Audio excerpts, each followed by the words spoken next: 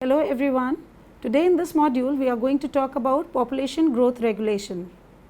Populations are dynamic entities, that is, the properties of a population keep changing along with time. Understanding the population growth is important for predicting, monitoring, managing and eradicating pest and disease outbreaks, in understanding the biodiversity conservation strategies and in understanding the fate of invasive species. In this module today we are going to talk about the different growth forms and how they are regulated. The learning objectives of this module are introduction to population growth regulation, population growth forms, J-shaped population growth forms, H-shaped populations growth formed, R and K selected populations, features of R and K selected species, population growth regulation. In that we will be studying density dependent regulation, density independent regulation, population fluctuations and types of fluctuations. Population growth studies help scientists to understand what causes changes in population size and growth rates. Studying how and when populations grow or decline is important to know, as it helps in predicting population's fate in future. It also helps in understanding how organisms interact with each other and with their environments. Impact of changing environment can be assessed once we know its influential role on the population growth. Population growth forms. The growth of population is measured as increase in its size over a period of time, and populations show characteristic pattern of growth with time. These patterns are known as population growth forms. There are two basic population growth forms. First is the J-shaped population growth form. In this growth form, the population grows exponentially and after attaining the peak value crashes abruptly. The equation will be dn by dt is equal to Rn with the definite limit of n, which is the number of individual. S-shaped population growth form. This form shows sigmoid growth curve where population size changes against time. The population shows an initial gradual increase in population size followed by an exponential increase and then a gradual decline to near constant level. The sigmoid growth curve is formed of 5 phases. The first one is the lag phase. It is the period where individuals adapt to the new environment. The second is the positive acceleration phase, which shows the period of slow increase in the population. Third, it is the logarithmic or exponential phase, the period of rapid rise in population due to availability of food and requirements in plenty and no competition. With abundance of resources, the population expands exponentially into the habitat. The next is the negative accelerated phase or transition phase. It is the period in which there is a slow rise in population as the environmental resistance increases. And the fifth one is the stationary phase or the population plateau, where the population remains constant over considerable long time, maybe for generations. Constancy in population growth indicates that natality plus immigration is equal to mortality plus emigration. At this point in time, the population size is determined by the carrying capacity, that is K, of the habitat. R and K selected populations. The growth curves and equations indicate that the growth rate depends mainly on two factors, which are the R, the reproductive potential of organisms, and K, the carrying capacity or environment resistance. When growth forms are plotted, the R pushes the curve upward while K after some time pushes it downwards. R selected species are the ones whose populations are governed by their biotic potential, that is maximum reproductive capacity, that is the R max. Characteristics useful for R selected species include small size, fast reproduction, short generation time, short lifespan, and ability to disperse offsprings widely. These species invade in disturbed habitats such as freshly burned grasslands, cut forest, or any situation where vacancy is created. Under such conditions, these organisms respond, becoming the first ones to use the available resources such as nutrients, light, and living space. Seasonal and annual plants, the weedy species, bacteria, planktons, pests, insects, few birds, rodents, and rabbits are examples of our selection. Many of these species show similarity, a reproductive pattern in which organisms produce all their offsprings in a single reproductive event. Population growth in our selected species behaves according to the exponential growth equation. Delta n by delta t is equal to Rn and follows J-shaped growth curve. In case selected species, population growth is limited by carrying capacity, that is K, and is density dependent. Characteristic features of these species are larger body size, long lifespan, delayed reproduction, slow growth, and poor dispersal. They produce fewer offsprings and provide great parental care. These species are excellent competitors and are equilibrium species. They do well in predictable environment. Examples of K-selected species are humans, tigers, elephants, and trees.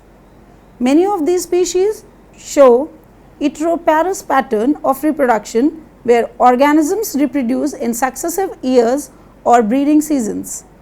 Population growth in K-selected species is according to the logistic growth equation, that is delta n by delta t is equal to Rn 1 minus k by n, and follows the S-shaped growth curve.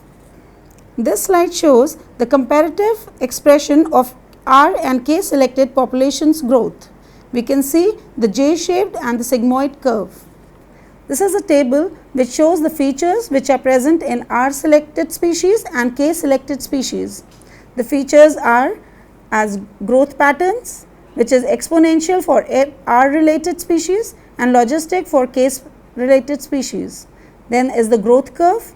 It shows a J-shaped growth curve, and K selected species shows a S-shaped growth curve. Then comes the survival curve, type 3, in which most of the individuals die within a short time, but a few live much longer in R selected species. In K selected species, type 1 and 2, in which most individuals live or near the maximum lifespan. And the energy utilization, waste of lot of energy is there in R species, whereas in K selected species, efficient energy utilizers are there. Then is the lifespan. The lifespan of R selected is short, whereas the lifespan of K selected species is long. The population size is variable in R selected species and constant at K selected species. Size of organisms, small in R selected species and large in K selected species. Then is maturity. They are early maturity, and the K selected species, they attain a late maturity phase.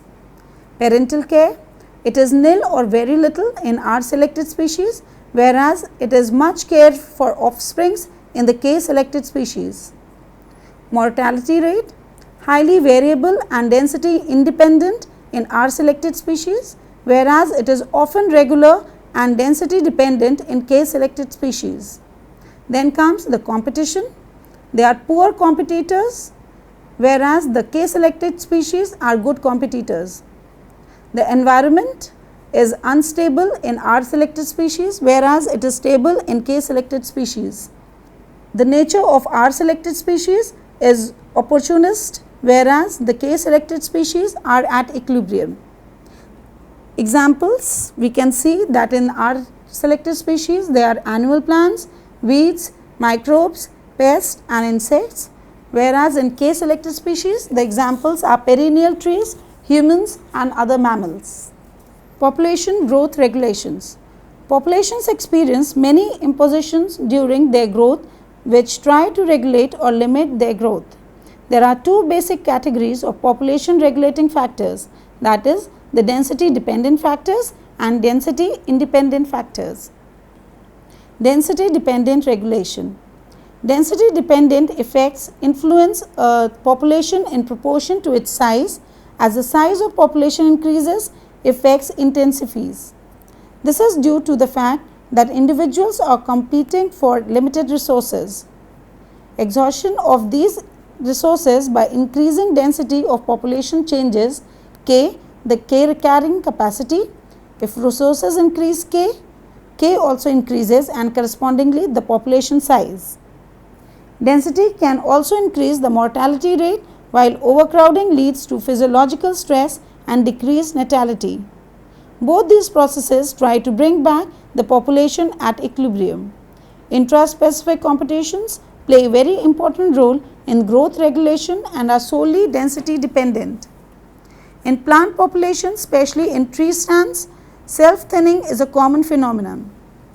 Clark in 1990 demonstrated that even aged stands showed density dependent mortality, and there is a relationship between individual plant growth and population mortality. Next is the density independent influences.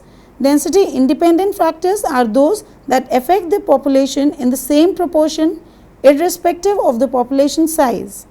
Many natural disasters such as storms, hurricanes, droughts or floods affect the population equally. These factors affect but not regulate the population. The Allais principle. W.C. Allais, an ecologist known for his extensive research on social behavior of animals, gave a concept known as Allais principle. According to Allais, both undercrowding, that is low population density, and overcrowding, that is high density population density, limit growth and survival of a population. There are a number of examples in both plants and animals where the Allais principle holds good. A number of plant species occur in groups which may be in response to habitat preference or suitable climatic or environmental conditions or due to its reproductive strategies. In this slide, we can see the density dependent regulation of birth rate and death rate. In the figure A, both the rates are density dependent and equilibrium is achieved when both the rates equate to each other. In figure B, birth rate is density dependent and declines as density increases. Figure C shows the death rate is density dependent and increases as density increases. Population fluctuations. Density dependence tends to push populations towards carrying capacity, that is K. Because the environment is variable, K is also variable and hence populations often don't rest at K2, which means density dependence doesn't always lead to a static equilibrium. Populations show ups and downs and always try to reach K. These ups and downs are referred as population fluctuations. Population fluctuations can be erratic, that is eruptive, or they can be periodic, that is cyclic. Erratic fluctuations are mostly due to variations in density independent environmental factors that have a large immediate impact on population size. For examples, fires and catastrophes. While cyclic fluctuations are also known as oscillations, are the result of time lags in responses of populations to their own density. Populations acquire momentum when high birth rates at low densities cause the populations to overshoot K, which causes very low survival and birth rates. Consequently, population falls below K. Recovery occurs when the birth rate again increases due to lower density conditions.